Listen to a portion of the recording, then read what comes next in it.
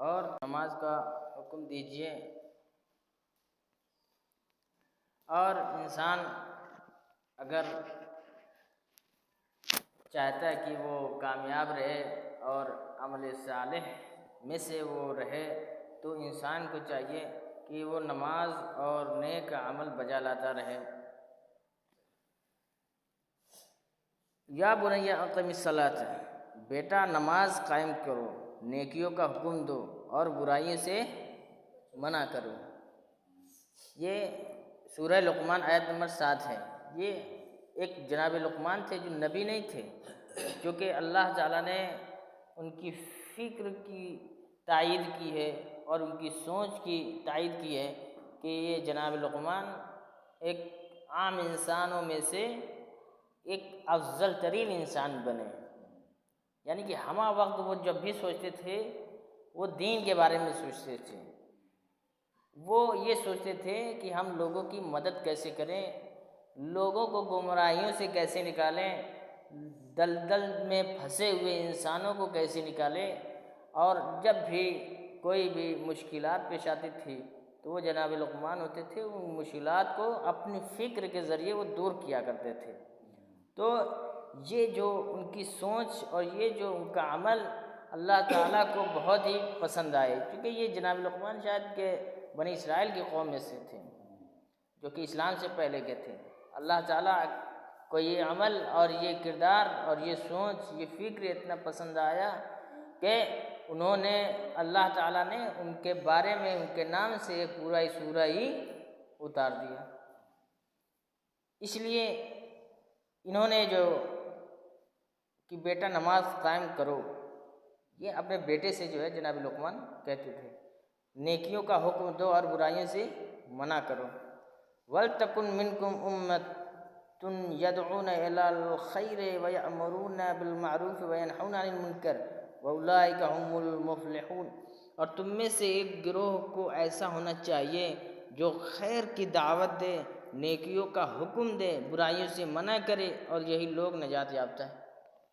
یہ اللہ تعالیٰ کیا کہہ رہا ہے حبیب سے کہ تم میں سے ایک گروہ کو ایسا ہونا چاہیے کہ جو صرف اور صرف خیر کے علاوہ کسی چیز کی دعوت نہ دے اور نیکیوں کے علاوہ کسی چیز کی دعوت نہ دے، اور ہمیشہ وہ گروہ برائیوں سے منع کرتا رہے۔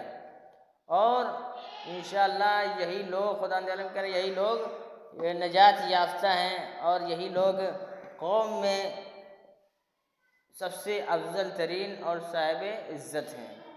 یعنی کہ ہمیشہ ایک قوم کا مطلب ہے کہ قوم میں سے کچھ افراد یا چند لوگ بھی اگر اکٹھا ہو کر ایک کوشش کرتے ہیں، ایک ارادہ بناتے ہیں کہ ہمیں معاشرے میں، ہمیں اپنی قوم میں، اپنی ملت میں، اپنی امت میں ہم کوشش کریں کہ جس سے بھی رابطے ہوتے ہیں، جس سے بھی اچھے تعلقات ہیں، ان کو اچھے عمل کرنے کی ترجیح دیں، برے کاموں کرنے سے ان سے منع کریں، اور جتنا بھی ہو سکے ان کو نیکیوں کا حکم دیں۔ یہ ایسا گروہ ایک گاؤں میں یا ایک قصبے میں یا کہیں بھی قوم میں سے، امت میں سے چند لوگوں کو یہ ہونا چاہیے تاکہ وہ لوگوں کو منع کر سکے کہ یہ کام برا ہے، اور وہ گروہ خدا کی نظر میں کیا ہے؟ نجات یافتہ ہیں۔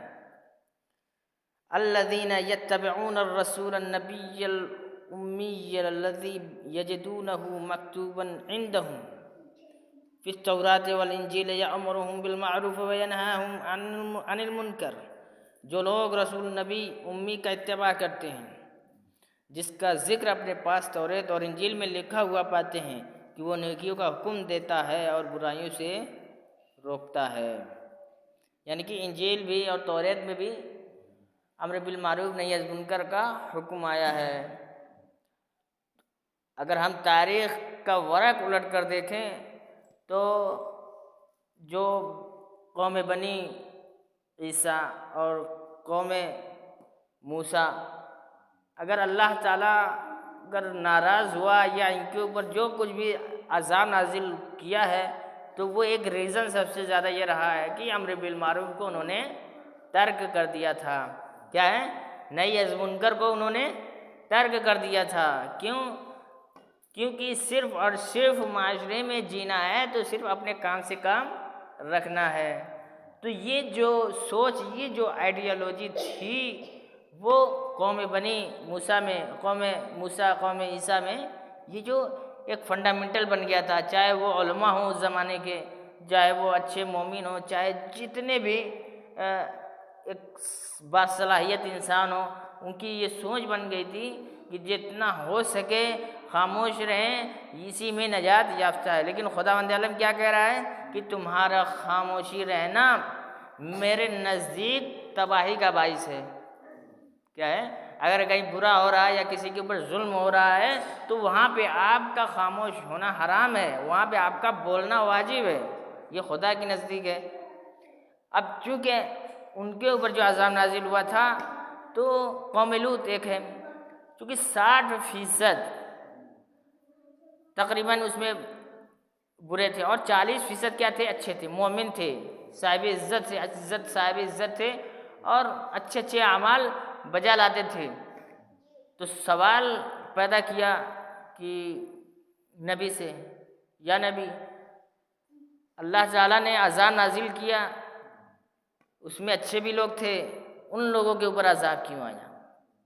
پھر سوال کا جواب دیا کہ جو لوگ برے کام انجام دیتے تھے وہ اچھے لوگوں کے خاموشی کی بنیاد پر وہ لوگ برے کام انجام دیتے تھے۔ اگر وہ اچھے لوگ معاشرے میں ان کے برے کام پہ کیے ہوئے پر بولتے، ڈانٹتے، پھٹکارتے تو وہ برا کام نہ ہوتا، یا ہوتا بھی تو نہ کے برابر ہوتا، لیکن ان کی خاموشی نے برے کام، فساد جیسے آگ بھڑکتی ہے اسی طریقے سے سارے برے کام بھڑکتے نظر آئے۔ تو خداوند عالم کیا کہا؟ یہ جو خاموشی معاشرے میں برائی اگر ہے تو یہ خاموشی حرام ہے۔ تو خاموشی حرام، تو اس بنیاد پر ہم نے جو 40% جو اچھے لوگ تھے ہم نے ان کے اوپر عذاب نازل کیا، کیونکہ ان کی وجہ سے سب کچھ، اگر وہ چاہتے تو وہ عذاب نہ ہوتا، امر بالمعروف شروع کر دیتے، نہی از منکر شروع کر دیتے، گروہ بے گروہ بناتے کہ یہ گروہ اس ایریے میں جائے گا، یہ گروہ اس گاؤں میں جائے گا جہاں پہ زیادہ برائیاں ہوں، جہاں پہ شراب نوشیاں زیادہ ہو رہی ہیں، جہاں پہ برائیاں عام ہیں۔ تو ہمیں آج کے زمانے میں اگر یہ دیکھنا ہے کہ جہاں پہ بھی برائیاں جس معاشرے میں، جہاں بھی جس قصبے میں ہیں، ہمیں یہ فنڈامنٹل ہماری یہ سوچ، ہماری یہ آئیڈیالوجی ہونی چاہیے کہ ہم ایک گروہ بنائیں۔ جس طریقے سے ہم طنز مارتے ہیں، مثلاً دیوبند حضرات کی مثلاً تبلیغی جماعت جو نکلتے ہیں، وحدانیت، خدا کی وحدانیت لے کر گھروں پہ جاتے ہیں، جوانوں کو پکڑتے ہیں، سکھاتے ہیں کہ اللہ ایک ہے، محمد اللہ کے رسول ہیں، یہ کیا ہے؟ کم از کم وہ اپنے مسلک کی حیثیت سے اپنی تبلیغ اچھی کر رہے ہیں۔ تو ہمارا بھی یہ فریضہ ہے کہ اپنے مسلک کی حیثیت سے ہم اپنی تبلیغ کریں۔ تو کیا ہے؟ تو طنز ماننے سے اچھا ہے کہ ہم ممبر پر طنز ماننا بڑا آسان ہے، لیکن ممبر سے دو لفظ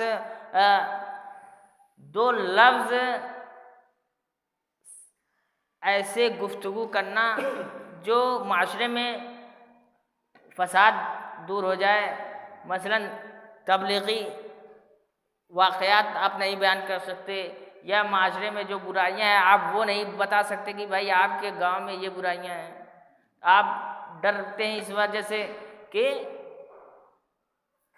میری عزت کے اوپر حرف آئے، تو ایسے لوگ پھر دین کی تبلیغ نہیں کر سکتے، پھر ایسے لوگ صرف اور صرف ایک انڈسٹری جو پیشہ وری کے میں اندر شامل ہو جاتے ہیں، کیا ہے؟ جن کے دل میں، جن کے اندر دین کا خوف اور دین کا پرچار اور اسلام کا پرچار نہیں ہے، تو وہ دین کے تبلیغ سے، دین کے عنوان سے وہ خارج ہیں، صرف اور صرف اپنی آئیڈیالوجی کو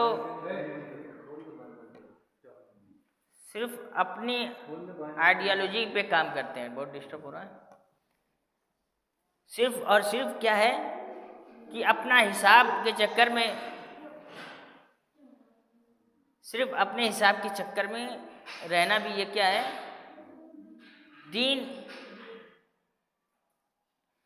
دین کے لحاظ سے صحیح نہیں ہے.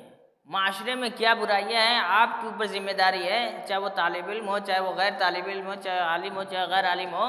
اگر وہ ممبر پہ نہیں بیٹھ سکتا ہے تو کم از کم چوراہے پر، کم از کم گلیوں میں جہاں بھی دیکھ رہا ہے دو لوگ برے کام انجام دے رہے ہیں، آپ وہاں بیٹھ کر سمجھائیے. اس سے کیا ہوگا کہ آپ بھی کم از کم وہ سمجھانے سے خود آپ بھی سمجھ جائیں گے اور وہ بھی دوسرا بھی سمجھ جائے گا. تو اس لیے خود سمجھانے سے اثر کیا ہوتا ہے کہ خود اپنے آپ کے اوپر اثر ہوتا ہے کہ ہم بھی اس کام کو زیادہ سے زیادہ انجام دیں. اس لیے اللہ تعالیٰ نے قوم لوط پہ عذاب نازل کیا 40%. اگر آپ دیکھیں کہ قوم لوط سے زیادہ آج 80% تقریباً رہ گئے ہیں کہ جو فساد میں مبتلا ہیں. کیا ہے؟ فساد میں مبتلا ہے. ہمارا قوم فساد میں مبتلا ہے، ہمارا معاشرہ گمراہیوں میں مبتلا ہے. تو عزیزان گرامی، عذاب سوال پیدا پھر عذاب اس زمانے میں کیوں نازل نہیں ہو رہا؟ عذاب عزیزان اس لیے نازل نہیں ہو رہا کہ یہ رسول اللہ کی امت ہے. رسول اللہ نے خدا بند عالم سے دعا کی تھی، پروردگارہ میری امت پہ کبھی عذاب نازل نہیں کرنا. جو کچھ حساب لینا ہے مرنے کے بعد تو حساب لے لینا، جو کچھ سزا دینی ہے مرنے کے بعد سزا دے دینا، لیکن میری امت پہ کبھی عذاب نازل نہیں کرنا. تو عزیزان گرامی، اگر پچھلی قوم کے اوپر اگر عذاب نازل ہوا تھا تو اس سے کہیں زیادہ آج کے قوم پر، آج کی امت پہ عذاب نازل ہو جاتا. یہ عذاب نازل نہ ہونے کی بنیاد تھی کہ آج معاشرے میں برائیاں ہیں، یہ آج ہم خاموش ہیں. آج ہمارے علماء اگر کچھ معاملے میں خاموشی ہے اختیار کیے ہیں تو یہ پچھلی امت کے پیروکار ہیں. قوم موسیٰ، قوم عیسیٰ، قوم لوط، جو کہ ہمیشہ خاموشی اختیار کیے رہے ہیں. تو اس لیے ہم جب خاموش رہیں گے تو ہم قوم لوط میں، قوم عیسیٰ میں، قوم موسیٰ میں شمار ہو جائیں گے، بنی اسرائیل میں شمار ہو جائیں گے. کیونکہ وہاں کی امت بالکل خاموش، جہاں پہ برائی ہو بالکل خاموش. والمؤمنون والمؤمنات بعضهم اولیاء بعض یأمرون بالمعروف وینہون عن المنکر. مومن مرد اور مومن عورتیں آپس میں سب ایک دوسرے کے ولی اور مددگار ہیں کہ یہ سب ایک دوسرے کو نیکیوں کا حکم دیتے ہیں اور برائیوں سے روکتے ہیں. یعنی مومن کی بات آ رہی، جو مومن ہے ایک دوسرے کو آپس میں حکم دیتے ہیں اور یہ ایک دوسرے میں آپس میں سرپرست ہیں. یہ اس کا سرپرست ہے، وہ اس کا سرپرست ہے، ولی ہے. ایک دوسرے کو ٹوک سکتا ہے، ایک دوسرے کو منع کر سکتا ہے کہ آپ یہ کام نہ کریے، آپ اس کام کو انجام دیجیے. یہ مومن برادر کی ایک صفت ہے. اب منافقین کی صفت کیا؟ المنافقون والمنافقات بعضهم من بعض یأمرون بالمنکر وینہون عن المنکر. منافق مرد اور منافق عورتیں آپس میں سب ایک دوسرے سے ہیں، سب برائیوں کا حکم دیتے ہیں اور نیکیوں سے روکتے ہیں. کیا؟ سب برائیوں کا حکم دیتے ہیں. مثال کے طور پر پڑھائی کا وقت ہو رہا ہے، ایک اسٹوڈنٹ ایک دوسرے سے کہہ رہا ہے کہ آج چلو کھیلنے چلتے ہیں، آج تم چھوڑ دو، ہم دونوں ساتھ میں پڑھیں گے. یہ جو بعد کا وقت دیتے ہیں، یہ بعد کا وقت یہ منافق کی علامت ہے. جو وقت ابھی چل رہا ہے اسی وقت میں اس کام کو کیا جائے، یہ مومن کی علامت ہے. اگر اسی وقت میں اگر کوئی آپ کو حکم دے کہ آپ اسی وقت اور اسی ٹائم پہ آپ اس کام کو کریے تو یہ کیا ہے؟ مومن کی علامت ہے. تو یہ منافق جب بھی ہوگا آپ کو بعد میں کام کرنے کے لیے حکم دے گا، یعنی کہ کل کر لیں گے، پرسوں کر لیں گے، آج دل نہیں کر رہا ہے مثال کے طور پہ. تو یہ عزیزان مومن کی علامت نہیں ہے. قال علی علیہ السلام الامر بالمعروف افضل اعمال الخلق. نیکی کا حکم دینا مخلوق کا افضل ترین عمل ہے. جو شخص معروف پر عمل کرتا ہے یا اس کا حکم دیتا ہے وہ مومنوں کی پشت کو مضبوط کرتا ہے. یہ کہ حضرت علیہ السلام کی حدیث ہے. اب قال علیہ السلام ایک اور حدیث سن لیجئے، نیکی کا حکم دینے اور برائیوں سے روکنے والے ہو جاؤ. یہ علیہ السلام نیکی کا حکم دینے اور برائیوں سے روکنے والے ہو جاؤ. لا तुशरिकुल अम्र बिल मारूफ, ये नजरुल बलागा की एक आयत है, तर्जुमा पढ़ता हूँ। अम्र बिल मारूफ और नही अनिल मुनकर को तर्क मत करो, वरना तुम पर बुरे अफराद मुसल्लत हो जाएंगे, फिर तुम दुआ करोगे मगर मुस्तजाब न होगी। क्या है? तुम दुआ करोगे मगर दुआ कबूल नहीं होगी। क्यों?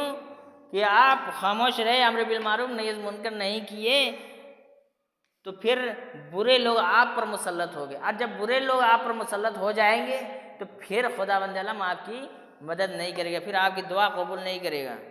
ये हज़रत अली सल्लल्लाहु अलैहि वसल्लम, ये हिकमत है। जो शख्स अम्र बिल मारूफ नही अनिल मुनकर करता है वो ज़मीन में खुदा का जानशीन और उसके रसूल और उसकी किताब का जानशीन है। तो खूब ये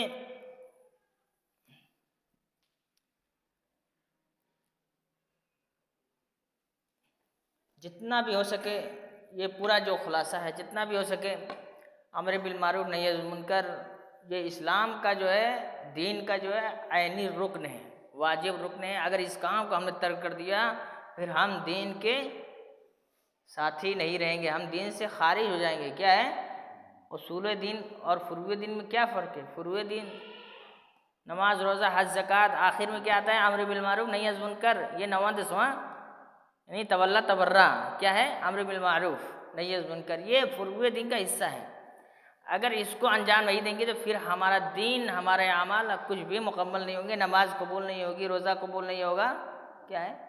इसलिए अगर जितनी भी बुराइयाँ, जितनी भी माशरे में फसाद अगर हैं तो अम्र बिल मारूफ नही अनिल मुनकर ना अंजाम देने की वजह है।